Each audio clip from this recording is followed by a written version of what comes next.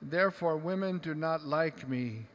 Since the king has thus rejected me, I shall reform my body in such a way as to be desirable even to celestial women, what to speak of the daughters of worldly kings.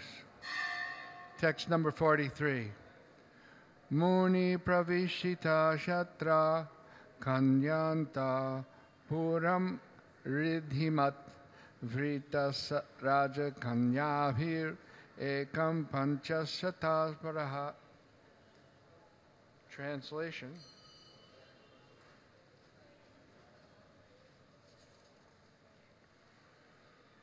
Therefore, when Subari Muni became quite a young and beautiful person, the messenger of the palace took him inside the residential quarters of the princesses, which were extremely opulent.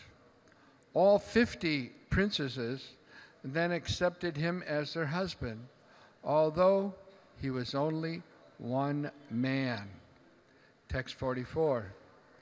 Tasam kalir adbhut bhuyangs tad arte poyasoridam mamanurupo nayamba ititad gatachetasang.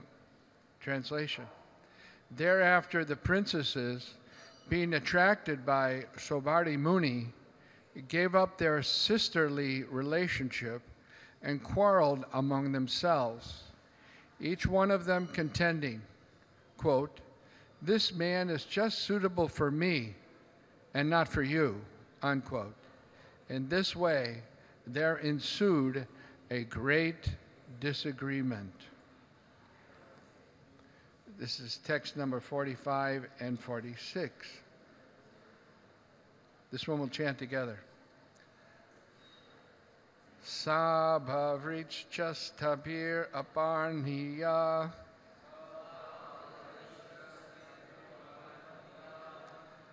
tapashriyang nargya parichadeshu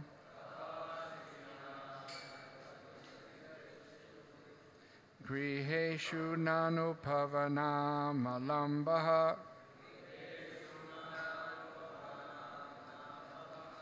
sarashu sogandika kananeshu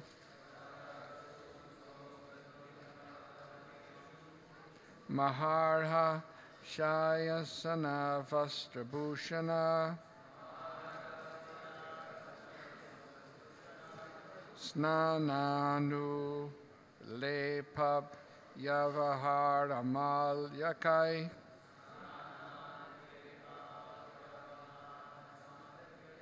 svalankritastri purushe nityada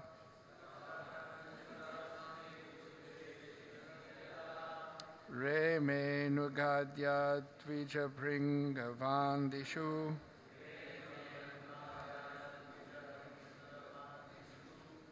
sabhavricchastha bhiraparaniya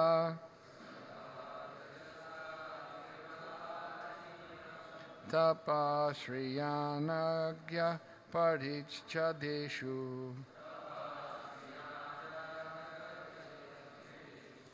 griheshu nano pavanamalambaha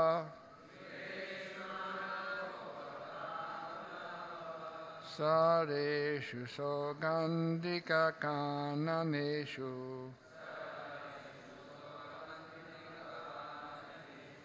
maharhashaya sanavastrabhushana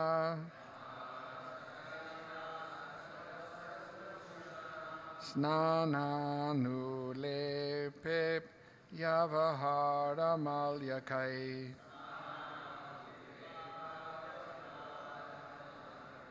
swalankritastri purusheshu nityada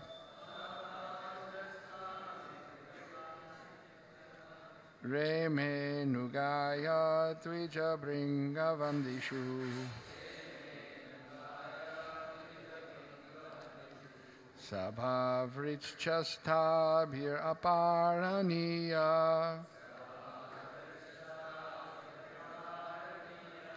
tapasriyanargya parichadeshu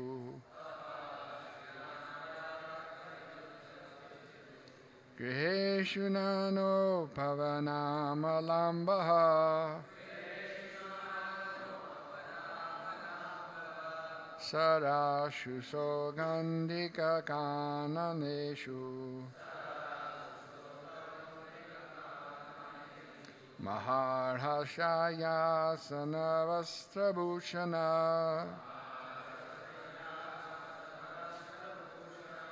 snananulebhav yavahara malyakai svalankrita stri purusheshu nityada Reme nugaya trija bringa vandishu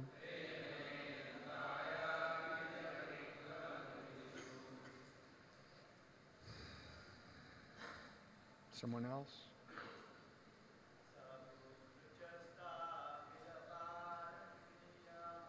Svabhavrichasta biraparaneya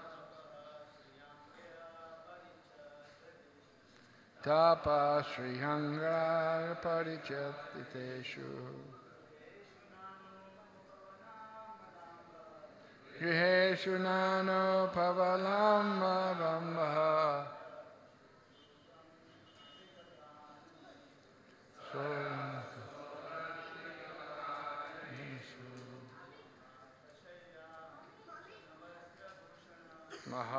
Maharashaya Sanotsvabushana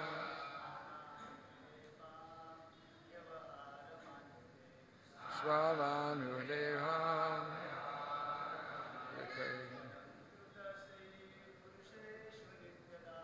Swalan Krishna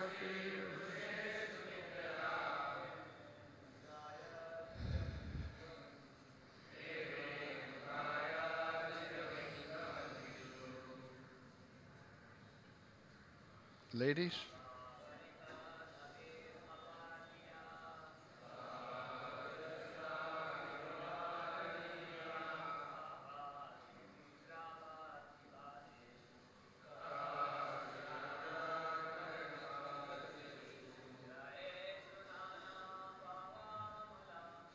Yeheshanano pavanamalambaha Sara Susogandichanamaneshu Maharhasaya Sanavastabhushana Snananulebhavyavaharamalyakai Salam Krishna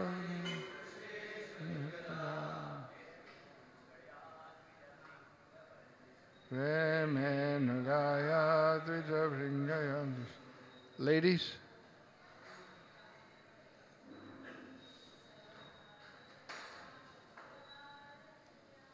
Saravavichata Viraparvanarinya Tapasrinana Padhichadedishu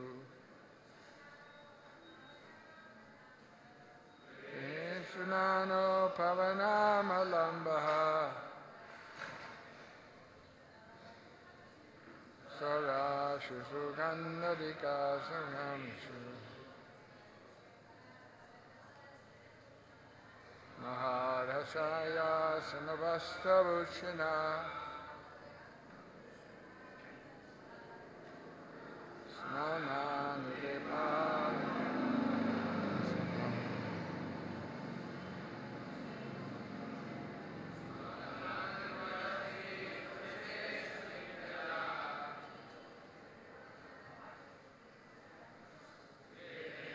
Gaya Trija Bringavandishu Saha He Shubari Rishi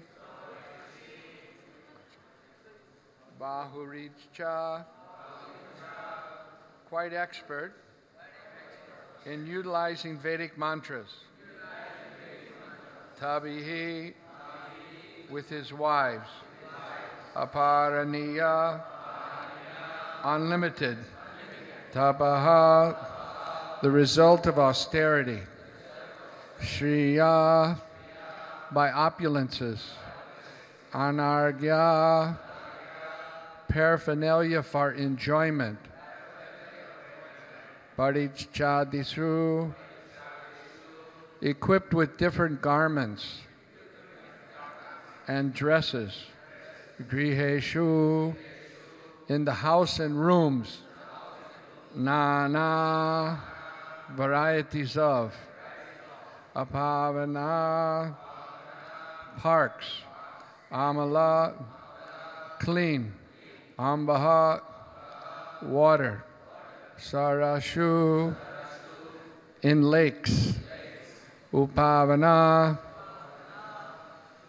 Sugandhikaha, very fragrant.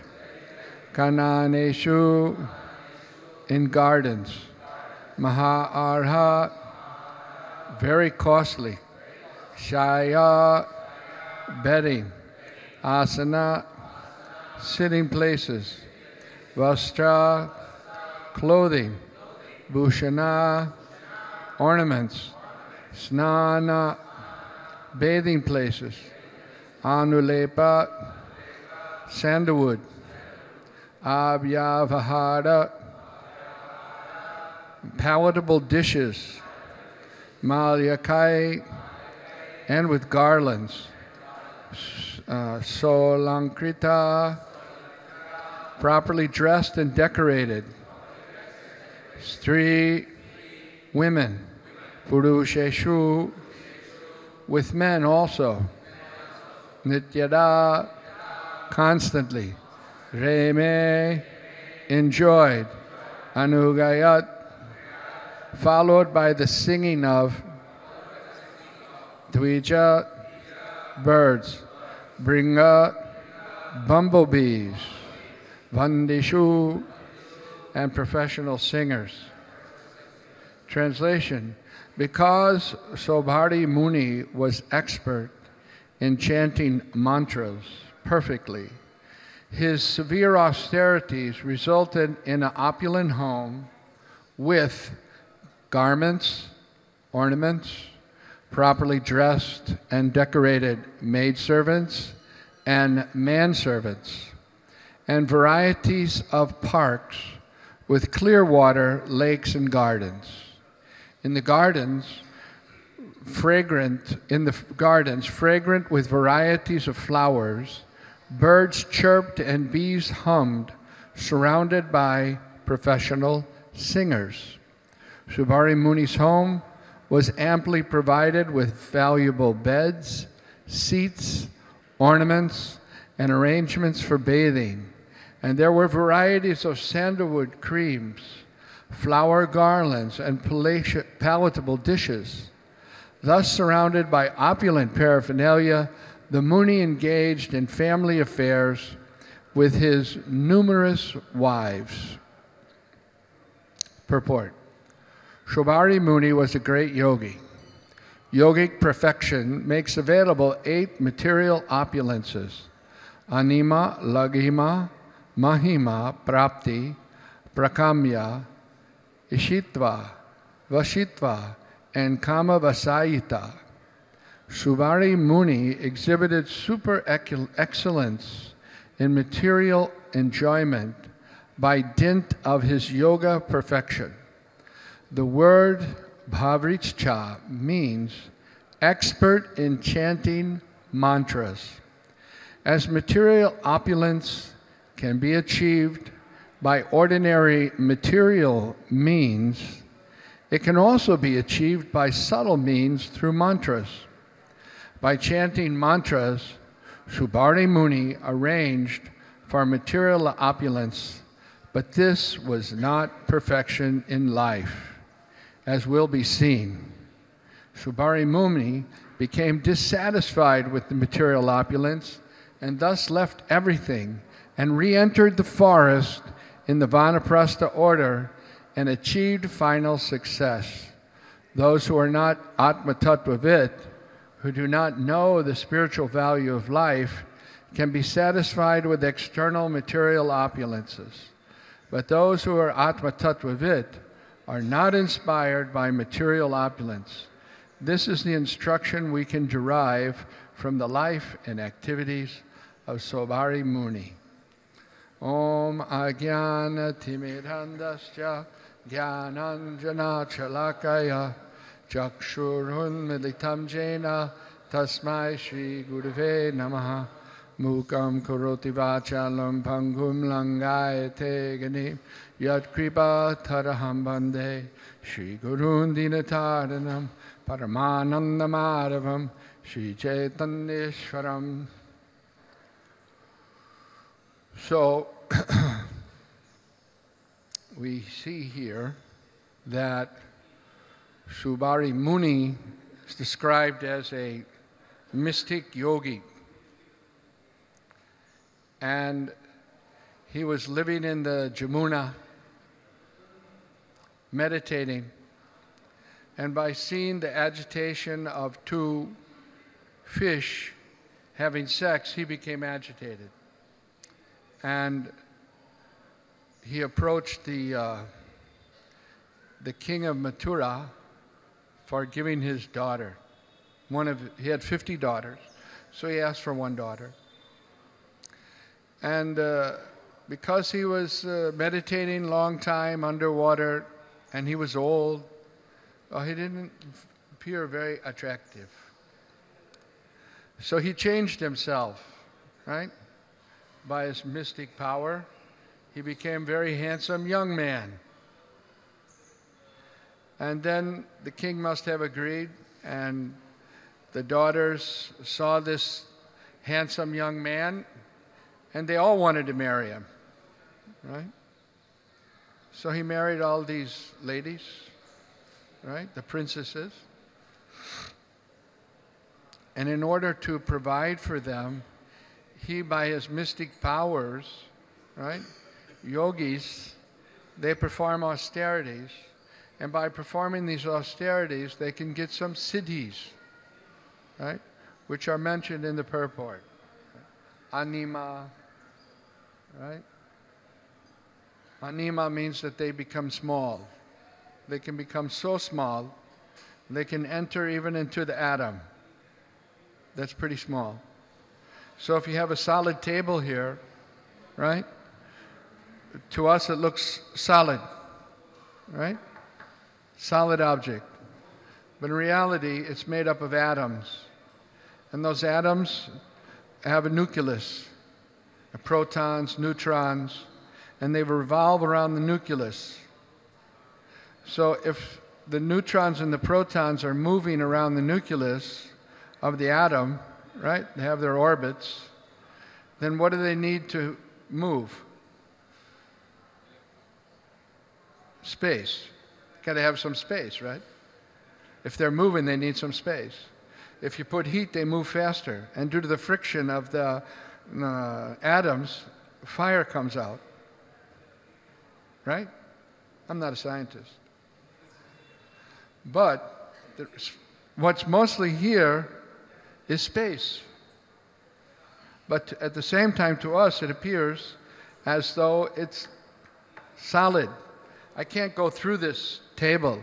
I can't walk through this table, right? But a yogi could. Why? Because he can reduce himself so small, he can fit inside in between the spaces, right? So like this, the yogis can develop these different siddhis, become heavier than the heaviest. They can become unlimitedly heavy or unlimitedly light. They can float in the air. They can walk on the water. One of the miracles Jesus Christ did was he walked on the water. Right? So that's a yoga siddhi. Right? Prapti. You can get what you want, what you desire, you can get. Right? Or you can control nature to make it rain when it's not supposed to rain, or make it snow in the summer, something like that. So we see Subari Muni, he used these different cities to make a very opulent place. All right? And now it's described here, what is an opulent home? Right? Now, normally when we think about, if you're going to build a house, you have to have a contractor, and then you need materials and supplies, right? And you have to make a contract with the contractor, how much per square foot is going to be the house, right? And whether he'll supply the materials or you'll supply the materials, right? Or you might have a contract for materials, but if you supply the materials, he'll subtract it from the amount, 880 rupees per square foot contract, right? But I think Subari Muni, we can understand from this that he bypassed this.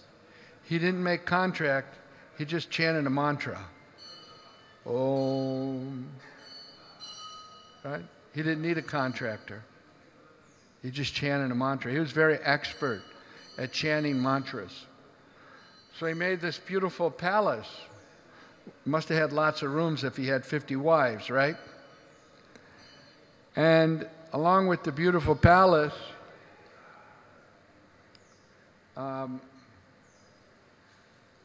he had maidservants and manservants. In English, it's referred to as a maid. That means a female servant. And a manservant is called what? Let's see how your English is. A manservant is a butler or valet. Valet's French, butler's English. But they use it in valet also. So manservant is a butler, a valet. So they were there. He had, maidservants and manservants. And there was varieties of parks, not just the front lawn, but varieties of parks. Some water parks, some tree parks, some gardens, right? And in the gardens, what was there in the gardens? What did the gardens have in them? Dry grass? Huh? No, flowers. And what kind of flowers? Very fragrant flowers. Beautiful smell, right? And what else was in the parks? Lakes, clear water, right? Very difficult to find a lake with clear water or a river these days with clear water. I don't know now. In the old days in traveling Sankirtan, we would look for a river that was flowing, and you could understand that if there was a flowing river, then it'd be clean and you could take a bath in it. But that's not the situation today. Very difficult to find clean water. And as Kali Yuga goes on, it's going to become more and more difficult to get clear, clean water. But anyway, there was lakes, nice lakes. What else? Bees. If you have flowers, you're going to get bees, right? Because they like the pollen, to collect the pollen. And birds. Not just birds. We got birds here. They're called crows, right? But not those kind of birds. Songbirds. Songbirds that have beautiful sounds, Here you don't experience it much, but in the West, where there's harsh winters, it gets very cold, freezing cold. I can set this glass of water outside in the place where I'm from in St. Louis, set it outside in the winter, and 20 minutes I can come back and it's solid ice. Very cold. So all the songbirds, before the winter starts, they all go south. It's called migration. Like the cardinals and the bluebirds and the blue jays and the robins, they're gone. by this time of the year, you don't find them. And what takes their place? Well, the crows come out from the woods and the forest, and they come into the city. Because the songbirds, while they're there in the summertime, you don't see any crows. They don't come. Because their songbirds claim their territory back. You know, the amazing thing about birds' migration is that they go 1,500 miles south to get warm weather. Sometimes in Mexico, down in Mexico, the birds fly. And they come back, not only to the same city, but they come back even to the same tree that they were in the previous summer to again nest. So where do they get that navigational ability, right? They don't have a Google map, right? Google.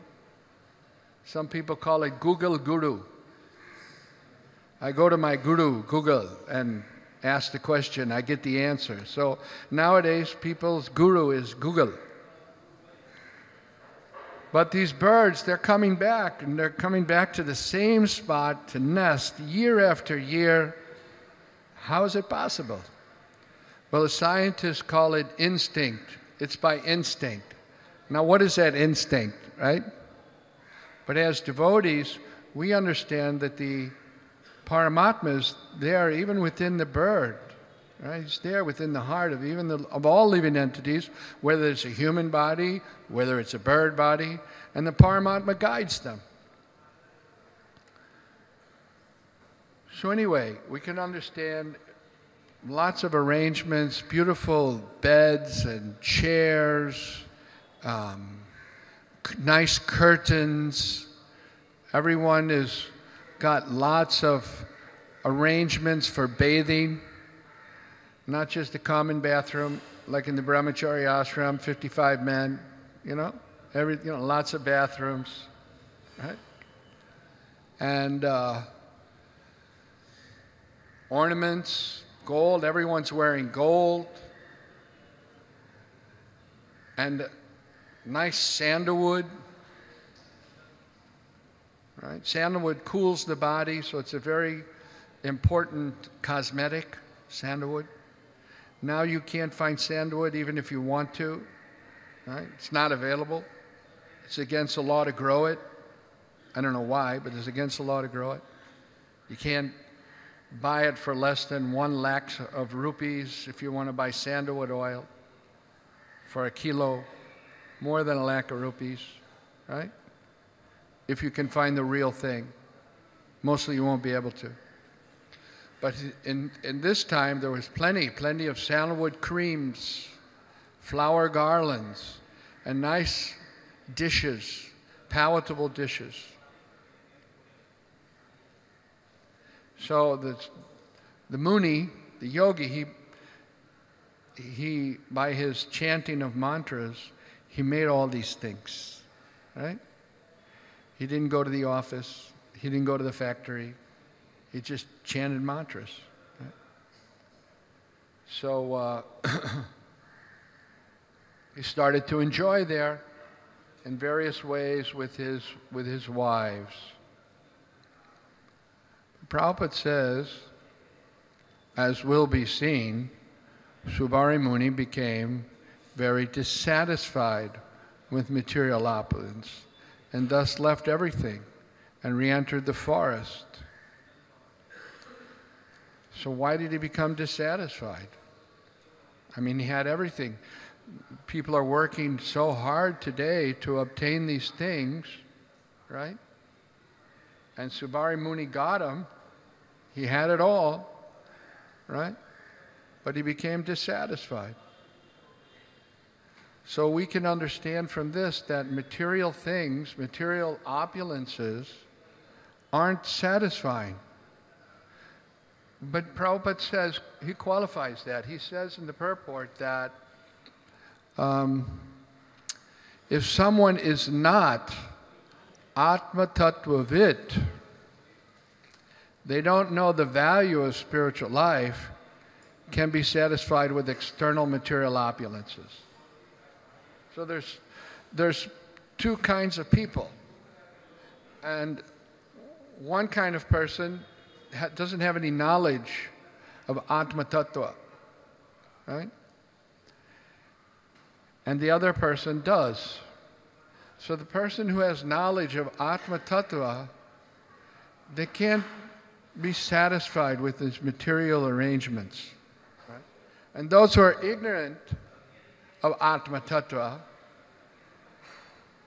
they become enamored by these things. They don't really become satisfied. Prabhupada says here they become satisfied.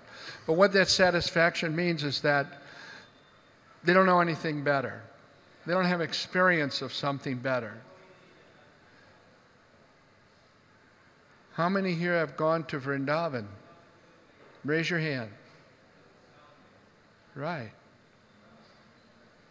Well, you know, Vrindavan's changed a lot from the first time I went there.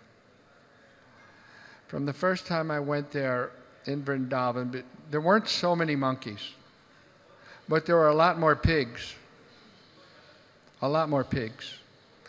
And one thing I noticed about the pig is, that was different from the pigs that we have in America, is that the pigs in America, you know, they're on the farm, and they feed them corn and stuff like that.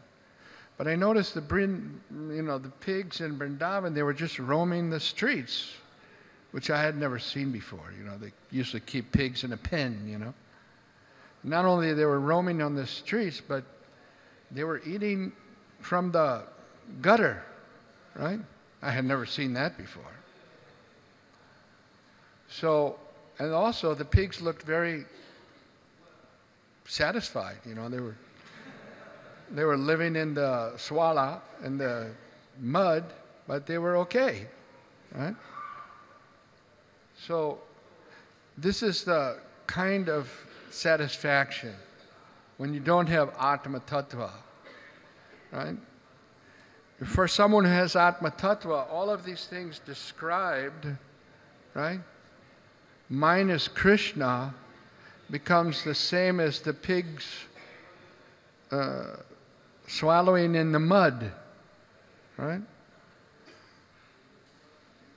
And it's not that devotees, in order to be a devotee, you have to be very austere and you got to have a hole in your roof.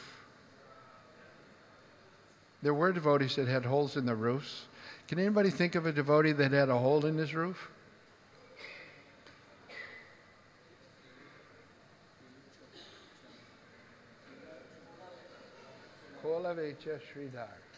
Right? He had a hole in his roof. You know, Chaitanya Mahaprabhu used to go every day to his house. Every day he would go by Sridhar's house. And he would bargain with him for his banana dona, you know, leaf cups.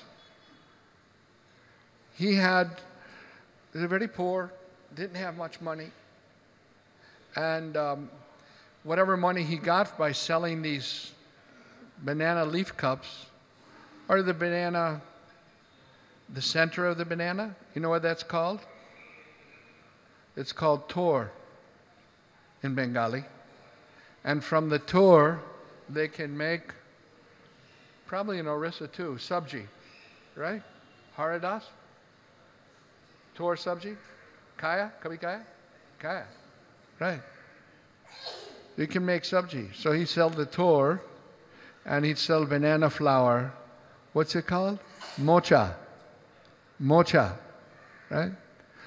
Chaitanya Mahaprabhu's favorite sabji was mocha ganda, which means the banana flour, right? So he would go to Sridhar and he would bargain with him. And he's a very poor person, a hole in his roof, right? And whatever he, income that he got, he spent 50% for worshiping the Ganga and 50% for his maintenance. But Chaitanya Mahaprabhu would never pay the price. He would always say, I know you have a lot of money stuffed underneath the floor there. You have a lot of money. I'm not going to pay you. Only I'll pay you 50%. So they would argue back and forth every day. Chaitanya Mahaprabhu and Kulavecha Sridhar. Chaitanya enjoyed going to his house, bargaining for the banana leaves, right? Because this was his devotee. This was his devotee. And Kulavecha was thinking in his mind, this is a Brahmin, he's coming from a Brahmin family, I don't want to make him angry, otherwise he might curse me, right? So like that, they had their relationship. But one day, in Srivasanga, Chaitanya Mahaprabhu, he displayed to all the devotees his real identity, and what's known as the Mahaprakash. Each and every devotee would call them one by one, and he would display the Virata Rupa or his Vishnu form.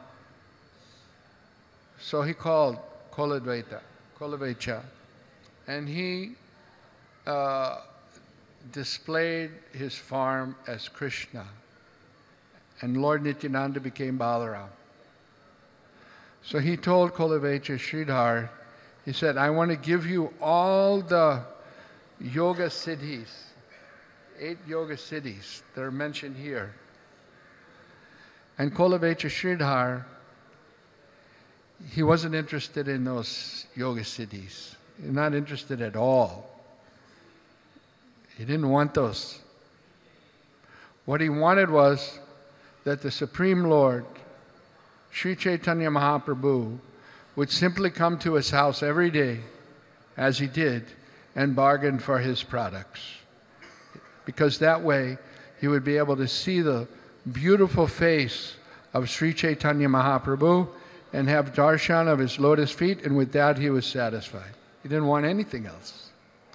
Right?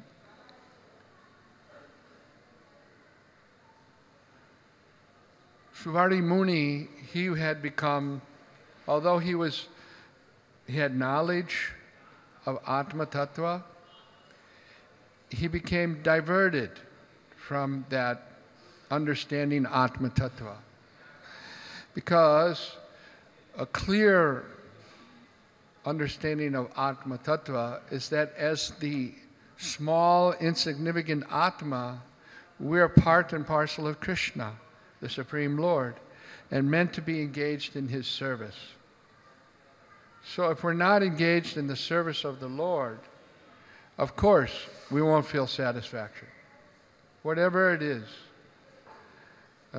Shrivari Muni was meditating under the water, and Prabhupada many times give the example, if you take a fish out of water, he'll never be happy, he'll never be satisfied. And so we took Shrivari Muni out of the water, and we put him in a beautiful place. He put himself in an opulent situation with so many wives, but he wasn't happy, he wasn't satisfied. He needed the service of the Supreme Personality of Godhead.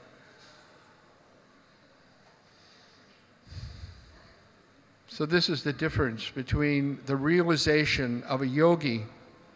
I mean, they understand the Atma, but they don't understand the full identity of the Atma, which is meant to do service. You know, the yogis, they come to the perfection of yoga, which is to see the personality of Godhead, which is to realize Paramatma within the heart. But it doesn't dawn on them, to do service to the Supreme Lord. And that's when the living entity actually becomes satisfied by rendering service, right?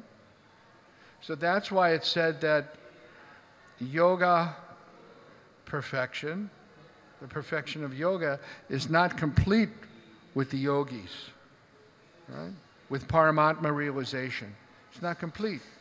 Because the idea of course, meditating on the Supreme Lord in the heart, as the yogis do, right? They see the Lord with the garland and very beautiful, but the idea doesn't come to do service, so it's not complete. And therefore, they can become dissuaded from yoga very easily. Just like we saw in the life of Shrivari Muni, he just saw 2 fish, right, having sex, and and he got completely diverted, went on a big diversion, right? Away from the path. Whereas we see in the life of Haridas Thakur, he was chanting, Hare Krishna, Krishna Krishna, Hare Hare, Hare Rama. And even though Maya Devi herself came to dissuade him from his chanting, he was completely fixed, right? Maya came there to stop his chanting, but he continued his chanting, right? Ramchandra, what was the character who sent the prostitute to dissuade him from his vows? Ramchandra Khan. Right? So he had a understanding with the prostitute to, deviate Haridas Thakur. But because Haridas Thakur was fixed in his service to the Lord by chanting the holy name, he couldn't be deviated.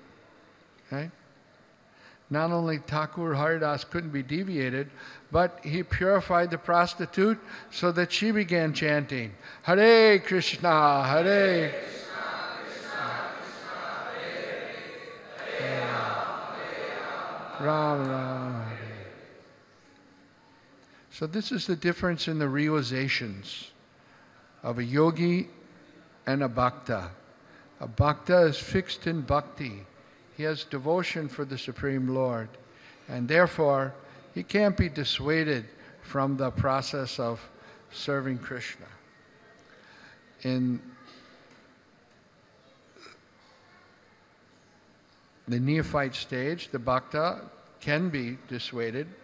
The neophyte devotee can be attracted by opulences and strive to get these things,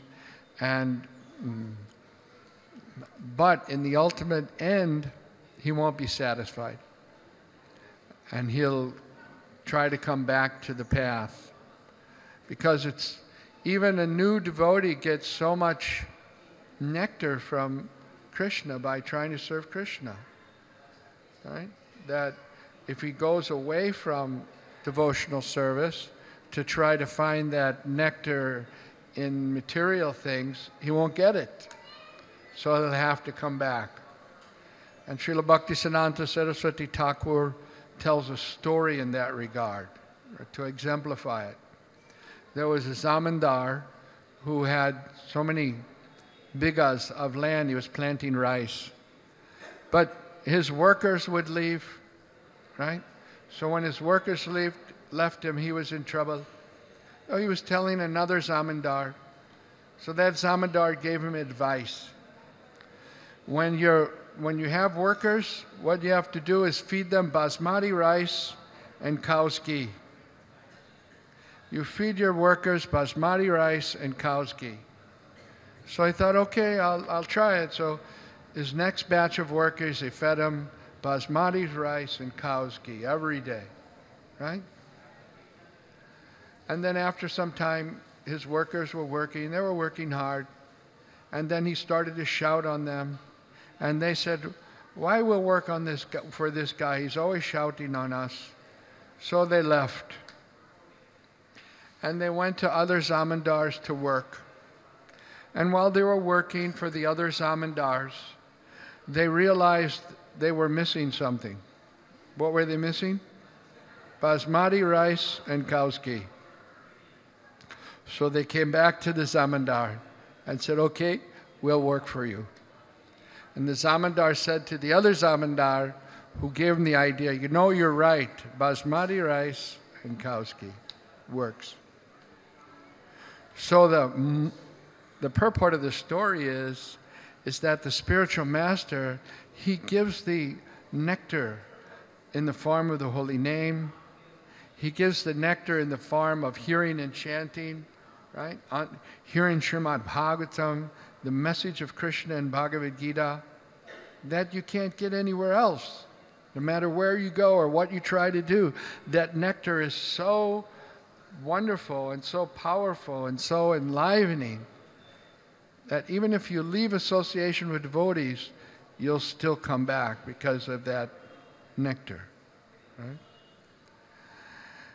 The spiritual master is giving also prasadam, right? Krishna prasadam.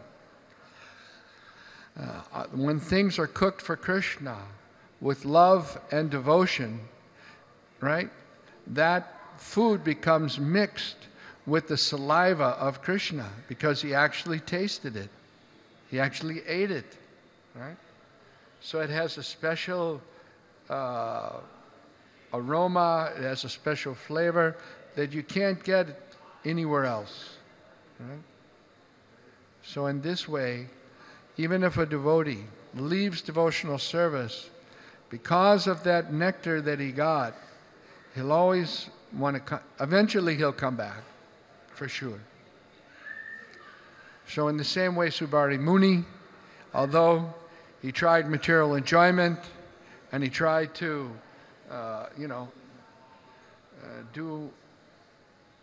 have a very opulent life with so many wives, he still didn't become satisfied, right? And he went again to the forest. It says here that he is Bri Vechaha, expert at mantras. So he had many mantras for doing wonderful things, performing mystic opulences. But, and this concept of mantra, gradually, the material scientists may develop it, I don't know. The scientists have already developed all the mystic perfections, right? One can float on water, they made a boat. Float in the sky, they made an airplane, right? I can be on my cell phone and see what's going on in the temple in New York. These are all, mechanical reproductions of mystic powers, right? So the scientists may become more subtle in the future and develop other, siddhis. So that's not so wonderful. But if we stop and consider how wonderful is the chanting of the holy name of the Lord, Hare Krishna, Hare Krishna, Krishna Krishna, Hare Hare Ram, Hare Ram. That's a pretty powerful mantra. Dhruva Maharaj, when he was fighting the yakshas sent many illusionary weapons. It appeared from the sky that there was raining down various kinds of weapons and dead bodies and pus and mucus. It was an illusion created by the yakshas. But Dhruva had a weapon called the Narayanastra. And as soon as he put that bow in his arrow, the illusion of the yakshas dissipated. Right? So Prabhupada mentions in that purport that in this age of Kali, just as Dhruva Maharaj had a very powerful weapon, Narayanastra, in this age of Kali, there's also one very powerful weapon. It's called the Maha Mantra. And that Maha Mantra, as soon as we chant it, all the illusions can be dissipated, right? And every day we get affected by so many different types of illusory things, right? So many difficulties. One devotee said this to me, and one person did that to me, and I didn't get my prasadam on time, or they didn't save me a plate of prasadam. I was out preaching, right? One time Sridhar Swami was out preaching, and when he got back, there was no prasadam left. And Yasomati Nandan Prabhu was in charge of the prasadam, but he didn't save him a plate. So they had a fight. He was upset with him, So he smacked Yasomati Nandan. Sridhar Swami, he's not a small guy. So the message went up to Srila Prabhupada that this happened. And Srila Prabhupada said, our Sridhar Swami is a very hard worker, but sometimes he creates misunderstandings. Anyway, we have problems, but we have the weapon also to eliminate all the problems, whatever difficulty that we might have.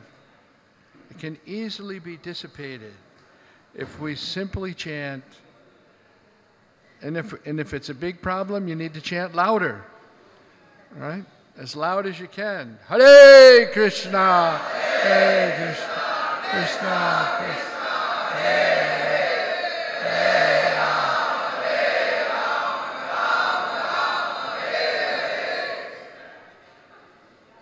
So I want to thank you very much for listening, and we're a little over time. Should we have questions, or is it okay? Is it all right? If anybody has a question? Yes?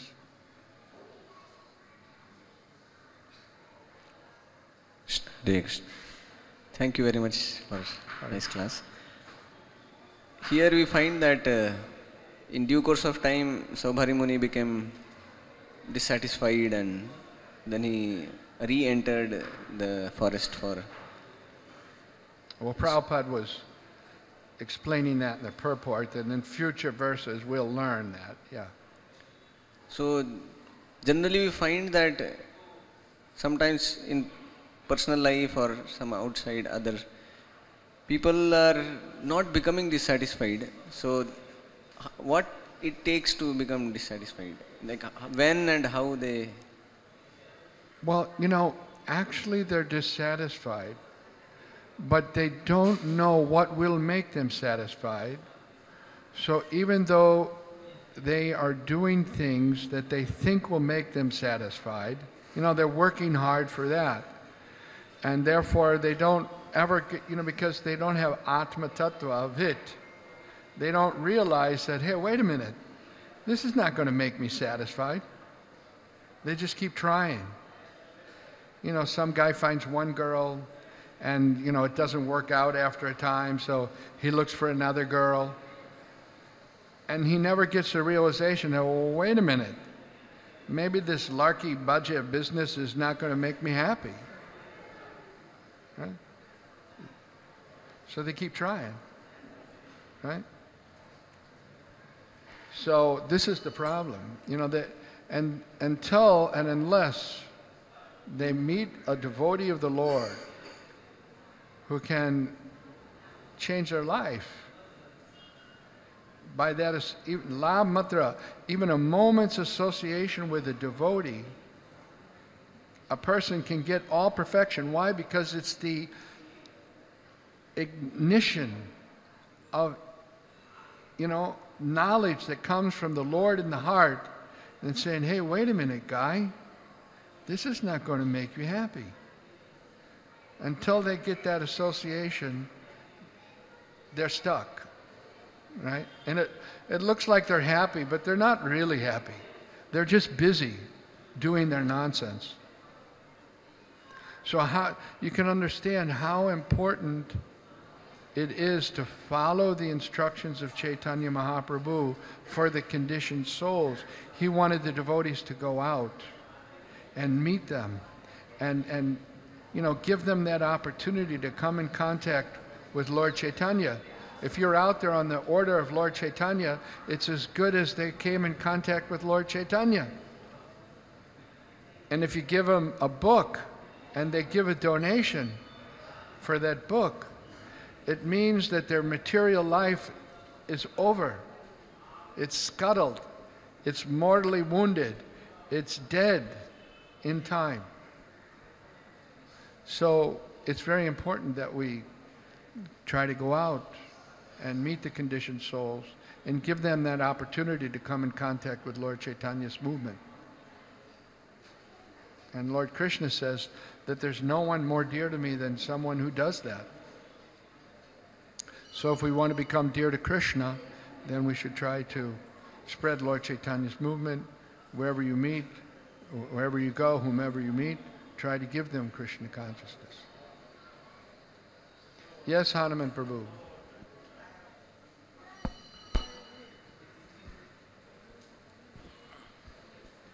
Hare Krishna Prabhuji. Actually, when the saintly person Saurabh Muni approached to the king for the king was having 50 daughters, they wanted to get married one of them. But that time he was elderly person and the daughters were young.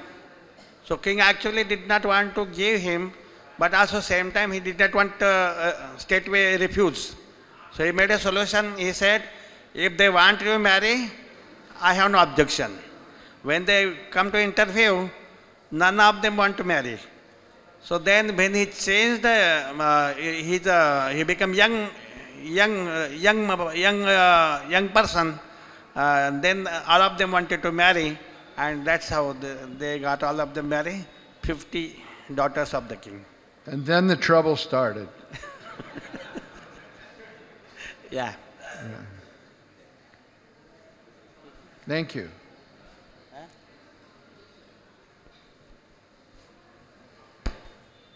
Mike.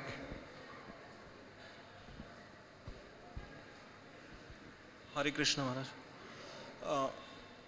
Though we know that these things are illusion, material pleasures and all sensual objects are, means I'm talking about myself, that what problem I face. Means I know, I have heard that these are all illusions, material pleasures are all illusions, they are temporary, and only solution is holy name.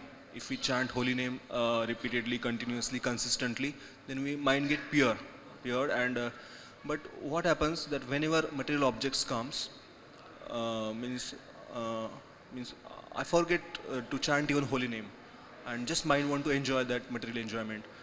Though means I decide that whenever material objects comes in front of me, any sense objects, 6 we have. What happens that especially about like sexual pleasure. So when it comes, that object comes, I even forget to take the holy name. So though I decide that whenever material objects try to attract me and try to hypnotize me, mind, I would chant holy name. But I forget to chant holy name at that time and I get engaged with that. So what's the solution then? So that's why we have, his question is, material objects come and then I forget to chant the holy name and I become overcome, right? So that's why the program is to chant the holy name of the Lord on a daily basis, 16 malas, 16 rounds of the holy name. And it's advised that you try to chant in the morning. And if you do that, if you chant 16 rounds nicely, what happens is that your consciousness becomes clear and you're able to discern, okay, here comes Maya, I better be careful, right? It's not that, okay, Maya comes and then you chant, Hare Krishna, and Maya it won't work like that. But by chanting nicely every day, your 16 rounds, you'll develop an attraction for the lotus feet of Krishna. And you'll develop attraction for the service of Krishna's service, right? So with these two things, you're busy in Krishna's service and you're chanting the holy name nicely, your 16 rounds, so that when the sense objects come for tempting us, we'll be busy. And our consciousness will be such that we'll become callous to these attractions. Of course, Maya is very strong and we may be overcome anyway, right? Sometimes people that are diabetic, they're overcome and they eat sugar anyway, even though they know it's not good for them.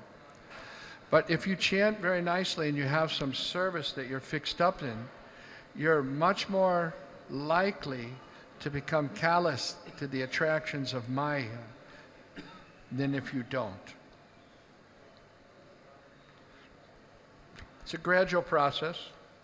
Gradually we become stronger in our determination to serve Krishna and not to be attracted by Maya. Association is a very powerful tool. You know, you can say tool or to have good association. Because devotees were always there to say, hey Prabhu, you're in Maya. So they'll help you. We shouldn't, you know, devotees tell us we're in Maya, we should be happy because, you know, they're the ones that are keeping us on the track.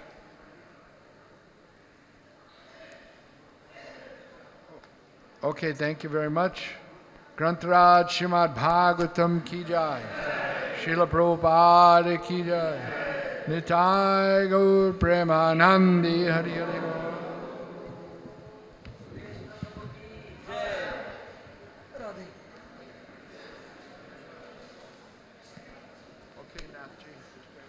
Hare